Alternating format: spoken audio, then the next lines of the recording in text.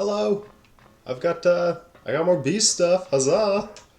Today we're going to be talking about his first power, which I'm currently calling Brutal Bash. And the animations, how it works, all that fun stuff. You may be surprised to learn just how different these initial melee powers can be. But let's start simple. Let's just start with the basics. The animations, the effects, what have you. So the animations, so this the actual strike with the two fists there, that came from Sabretooth.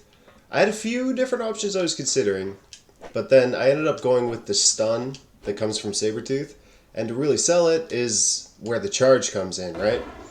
So I had a few different options for the charge that I was playing with. The top three were Nick Fury's Smash Charge, Cyclops' Smash Charge, and Daredevil's Smash Charge. And I was bouncing between the three until I settled on Nick Fury's, mainly because Nick Fury is so extra. He's like all twisted and contorted, and he's like vibrating, like it looks like he's holding back all this power. And I was like, yeah, no. This is the perfect fit for something that's like a power that's gonna, hit hard. Thank you for being a drama queen, Nick. This is perfect. So we got, yeah, that's the story behind the two animations. Very simple, Obviously, I needed something that charges up the two arms if it's going to lead into the Sabretooth thing, and yeah, they mesh quite well. I'm really happy with that. Now the effects for the charge, I'm pretty sure the glow comes from Daredevil. Obviously, it's been color swapped, but then there's the swirly bits that happen around it. That was repurposed. That came from Luke Cage. Luke Cage just got a lot of swirly things going on with his charges and his attacks. And by taking just the swirly bits from Cage, like the outer swirly bits, I think I shrunk them down a little bit, and then, of course, I did a bit of color swap. They were a little too blue at one point, then they were white, and then eventually I settled on, like, they're more white than they are blue, but because of the glow, it doesn't look like that. It blends nicely. So yeah, that's where the visual effects come from, and then you just have your typical trails, for when he does the swipes that come off his arms. I actually played with those trails more than I thought I would, just get them timed right and a width I liked. They were probably fine to start with. I don't know why I spent so much time screwing around with them, but so where this power gets interesting is how it functions. So there's a few things. Where should I start? Well, first, execution, right? So, as you can see, he can rotate a little bit. Now, every character has a different amount of rotation that can be done when they're charging up their first melee power.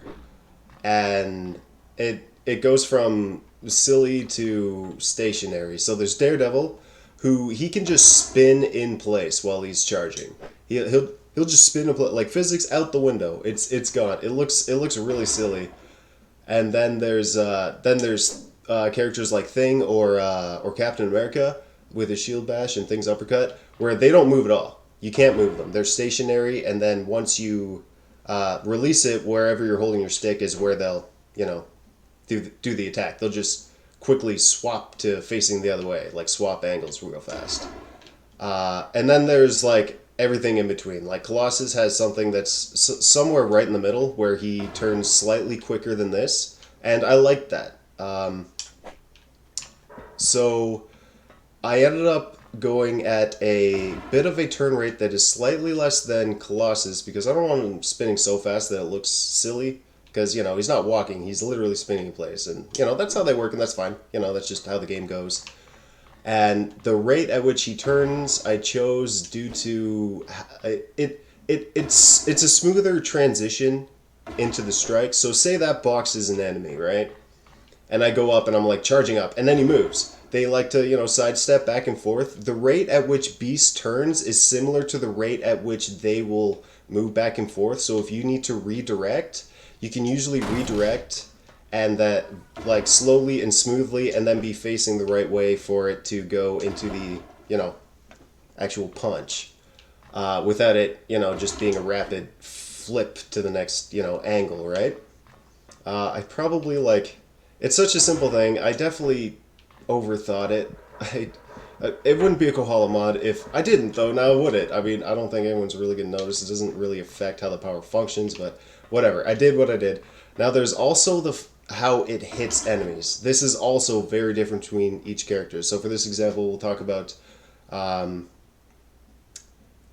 Captain America's Shield Bash. His melee attack, it will only hit one guy. It hones in on one dude. It can't hit any other targets. It hits one every time. Daredevil's has the initial trigger for the melee hit, and then it has two other ones that are at angles, like to the right and to the left. So he can hit up to 3, and it's got a little bit of a, kind of like a cone to it.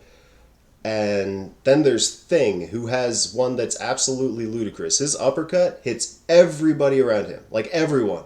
So if there's a dude right up behind him, it will hit them. So if you're surrounded, a lot of the time it's harder to hit guys that are right behind you when you're Thing, because he'll hone in on whoever's in front of them and move forward a bit. So a lot of the time you do miss the guy in the back, but everybody else around you gets hit. And it's like, okay, well that's a bit much. Like, it's just a forward punch, so obviously we weren't going to go with that.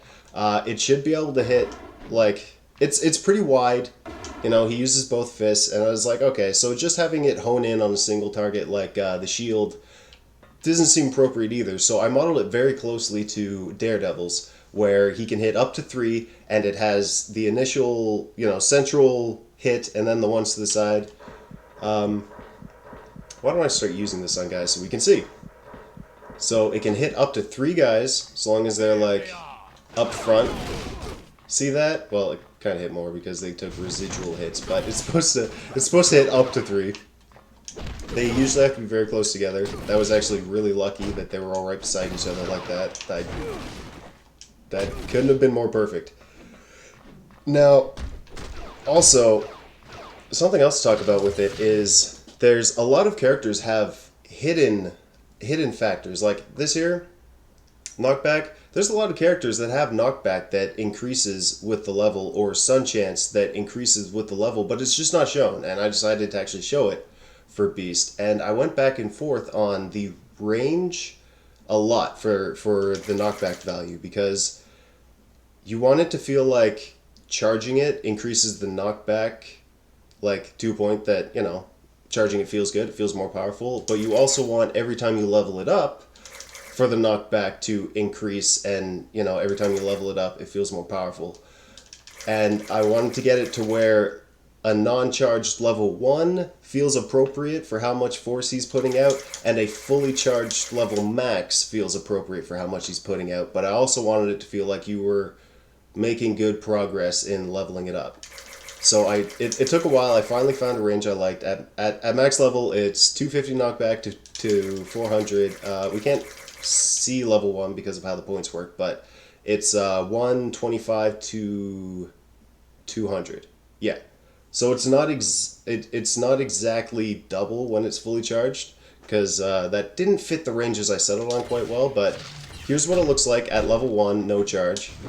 That's the amount of knockback you get. That's it at its most basic. And then, you know, I guess we'll look at it when it's charged.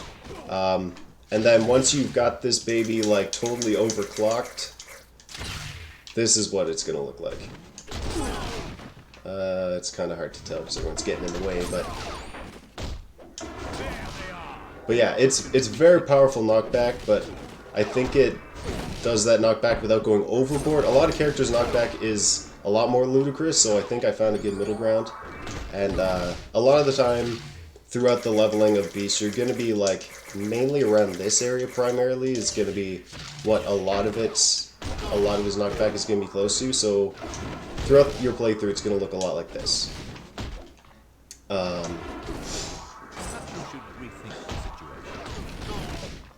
Honestly, I think that just about covers it. I kind of slammed through this one real quick.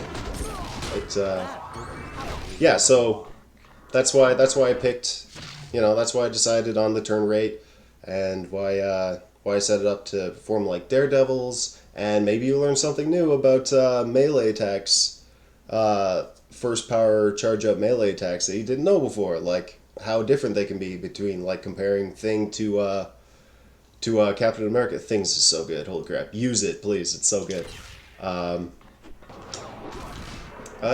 Yeah, honestly, I don't think there's much else to say. It's very simple. I didn't have to do anything crazy. I didn't, you know, it's got like your typical slide, you know, to help hone in on dudes.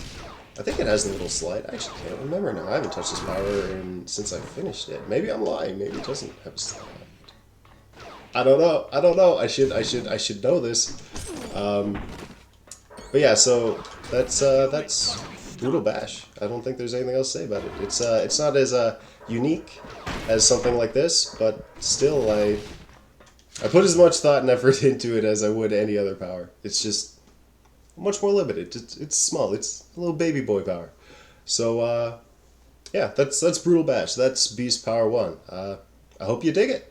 And if you have thoughts on me over-analyzing everybody else's Power 1, Melee, Charge Up, whatever you want to call it, I lost my train of thought. Whatever. I gotta end this. Thanks for watching. Stay cool.